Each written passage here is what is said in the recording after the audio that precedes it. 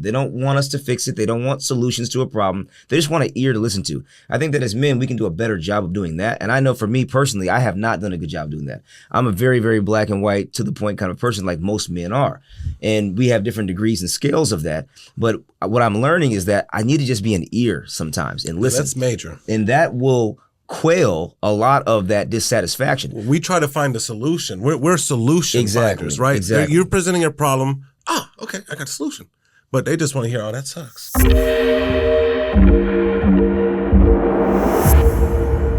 The Journal of Marriage and Family has a quote that says, men with emotionally supportive wives reported lower stress and better health outcomes.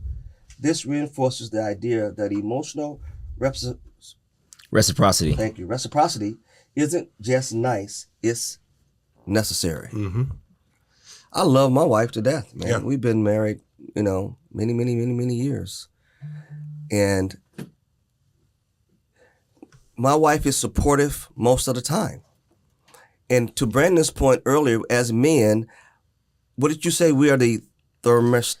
Yeah, we are supposed to be the thermometer. Yes, exactly. Meaning, we set the temperature. Right. So the not thermometer, you check it, right? Exactly. Whereas the thermostat, you set it. Yeah. Exactly. And so I have had to learn that when the temperature isn't right in my environment with my wife and my marriage, I now have to set that new temperature. Yeah, exactly. And I've learned that. And that came about the hard way, And sometimes you got to turn that thing all the way up. Or all the way down. Yeah. I mean, in other words, you got to set it precisely to where it needs to be. Based on the environment that your marriage is in. And then you might have to use that thermometer you were talking about to gauge it. Right. And then you might have to change it a little again. And I think, and that's our jobs. But I still ask the question: is it in a woman's DNA not to be happy for long? I don't know. That seems like a catch question. Yeah. In terms of the DNA aspect of it. What I will say is that I have a very wise brother in Christ of mine who taught on this relational dynamic in a men's fellowship that I attend.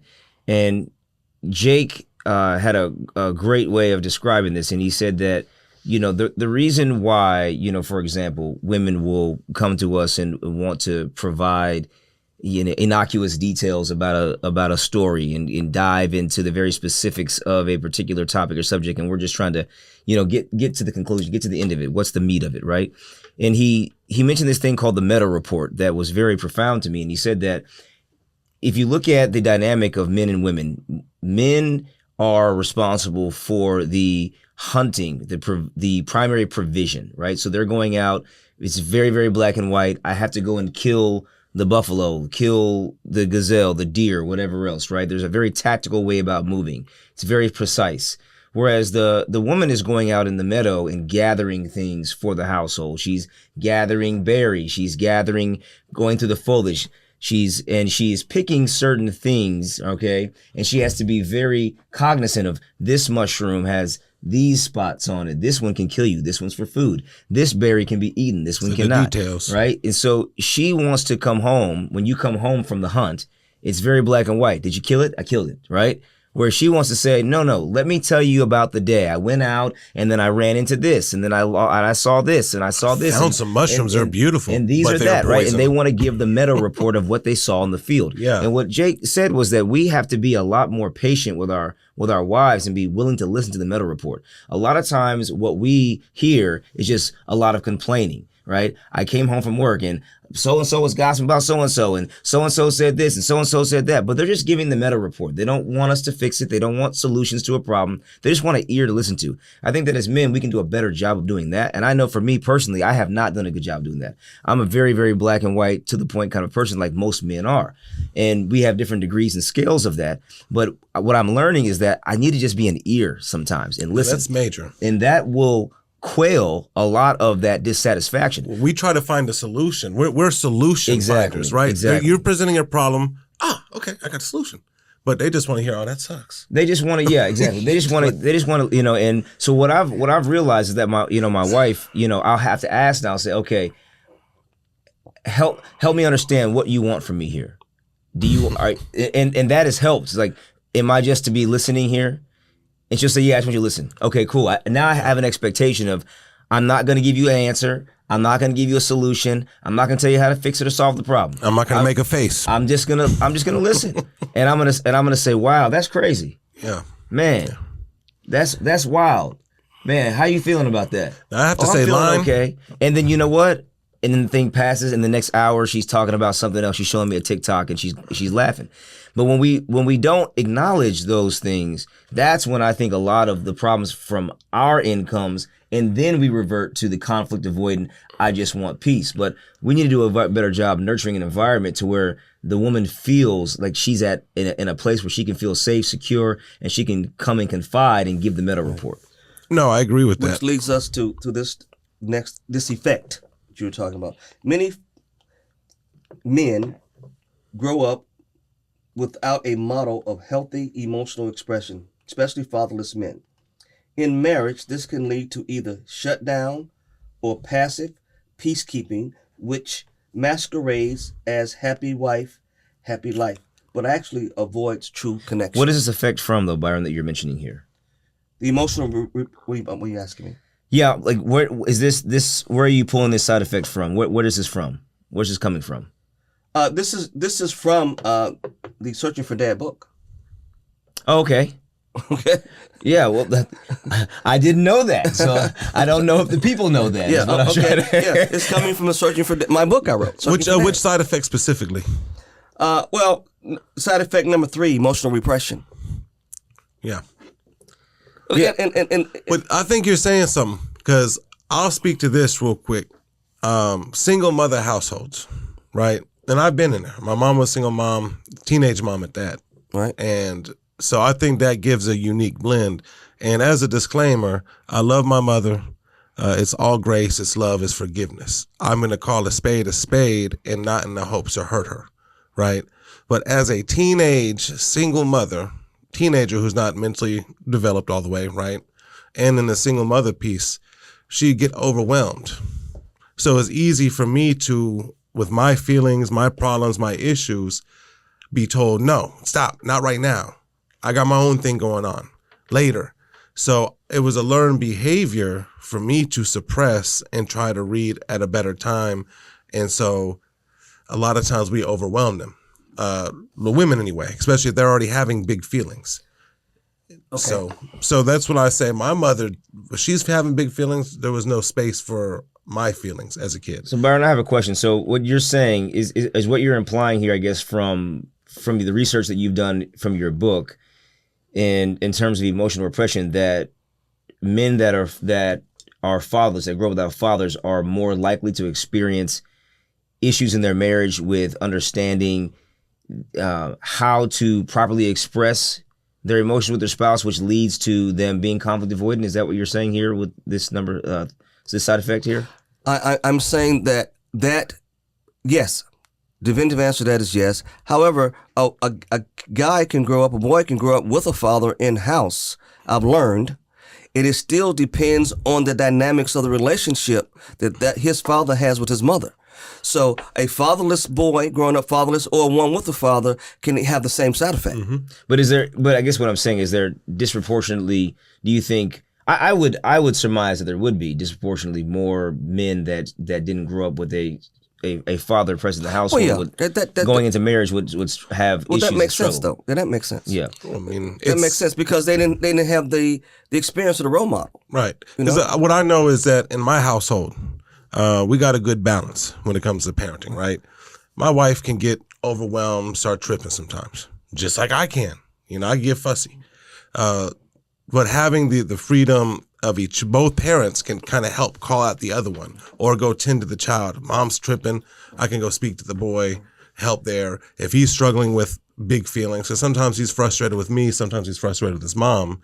And I made it clear, like, you can come talk to us from a respectful manner, and helping him sort out those feelings. And sometimes it's just not being a kid. Like, you're a kid, you have responsibilities as a kid.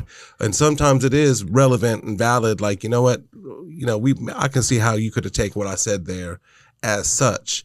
But I think a father helps regulate the processing of emotion, whereas mothers are more emotionally aware and in tune, right? So I think it's why having both and not having the other is because what I've seen with my mother and even with my wife is the boundaries move based on their emotional place. Busy day at work, she has less, there's no grace here. Great day, oh yeah, pee on the carpet. So then the wife's happiness is more important than the husband's. More important to husbands, and it can even trump the child's at times because. But I don't know. I disagree with that. I mean, See, I don't know if I don't know if I would quantify it as more or less. I think it's just different. I think that I don't know if happiness is the goal. I think that we are far too concerned, not just women, but in general in our culture, with happiness. We're obsessed with the concept of happiness. Happiness is not an entitlement. We're not owed or deserved happiness. Happiness is an emotion that comes and goes, like you mentioned earlier. It's fleeting. I think that the presence of joy is far more important. Yeah. I think that if you live in a household where you're taught that happiness is some sort of guarantee that you're entitled to, you're going to find yourself, when things are not happy, lashing out. But just in the nature of life, you're not going to be happy. But one of the things that I want to pull back to, Byron, is in this idea as we connect with Searching for Dad in the book, and some of the insights that you've pulled here in emotional repression, identity, and conflict management.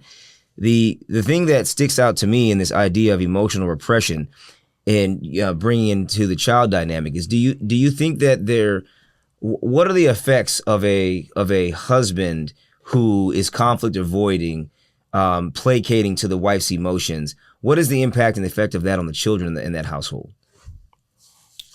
Well, I think that whether you have children in a household or not, I think it sets up a false a false environment. It's not realistic environment. And as far as the kids, it's not a realistic environment. Also, it doesn't show the kids how to be a man, how to be an adult.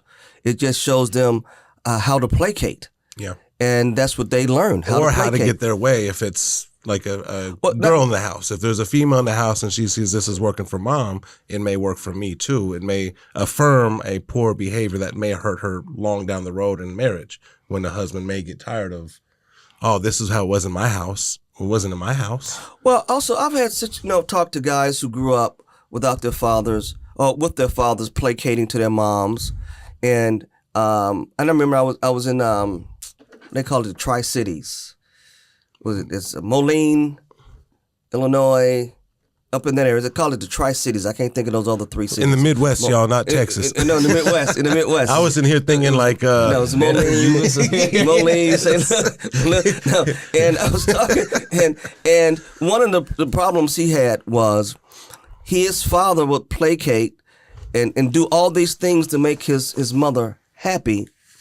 And so he would do those things with his women he was dating. Mm-hmm. Okay. And like you were saying earlier, that you had to learn how to say no. Sometimes it's hard to say no. Love does say no. We tend to believe that love doesn't say no sometimes. But because he didn't say no, he placated, because that's what he saw his father do to his mom, with his mom. And he placated with the women he dated. Well, they were not satisfied. Then he got saddened. He got upset. And then he couldn't even understand when they left him and went to others. And he said one woman called him weak. Mm-hmm. And he called himself satisfying her. Yeah. Meeting her needs. Yeah. And she said, no, you're a weak man. So that could come from that as well. Right. I mean, but there's side effects to all of that, right? This is a spider crack. I know for a fact when I got married, I married a woman that, who mother and them, spoiled her. I just call it what it is. We're taping this. Right? Oh yeah, I've things I said to all over the internet. That's beautiful. That's beautiful. right now. Hey, authenticity, y'all know what it is. It's gonna be on YouTube. Man, I hope everybody sees it too. And I think that was part of it was, giving better than what the generation had before, right? Well, then I remember going out with my wife while we was dating, and she's like, I need to go shopping. All right, let's go. And man, I'm just seeing her buying everything. We was in Express. Y'all can give us a shout out later, Express. But man, she put everything in that store. One of everything almost, I feel like, on the card. And I wasn't tripping. Not my card, not my money. Well, Well, 6 months later, we get married, and I realized, whoa, what is all this? Oh, well, this card was when we went out shopping that day. And no, that was your card, right? But she was accustomed to a certain lifestyle, and I wasn't. And so when we got married, I tried to play into that because of the happy wife, happy life. I wanted her to be happy and fulfilled. And like we do when we're dating, we say all the right things, we do all the right things. Because at the end of the day, we're looking for a specific goal. If, you know, some of those will feel what I'm saying. And so a lot of times in marriage, we continue that I want to give you everything you want because all I want is this, right? And then when we don't get that, we tend to pout like children. We tend to get upset. We tend to get passive. But I think it speaks to another level of rejection because we think in our minds, if I do all of these things for you, then you'll love and accept me and nurture and pour into me. But what we don't realize is that we're lacking boundaries, and women respond well to strong men. They respond well to security. Now I'm not saying shut it down, but there's finding that balance. But early marriage, I think women like bad boys for some reason. Yeah, and I'll be real. Yeah, we got married. And that bad boy started getting chiseled away with because of preferences. Yeah. Oh, you know, so-and-so doesn't talk like that, but you talk this way. And then here I find myself years later, and she's struggling with attraction. Like, there's just something different. Well, yeah, you didn't smooth out all the rough edges that you liked. And that wasn't until I broke bad back to my authentic self, until I threw a grenade into my house, said, basically, boop, this. Like, it's either we fixing this the right way or we ain't doing this no more.